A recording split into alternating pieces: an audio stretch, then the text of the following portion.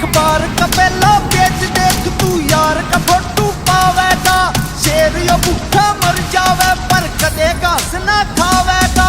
शेर यो भूखा मर जाएगा पर कदे घास ना खावेगा। देश जाति काम करे जो काम नहीं वो आसी का। तेरे यार ने खोला सेंटर ट्यूशन दे बदमाशी का। तेरे यार ने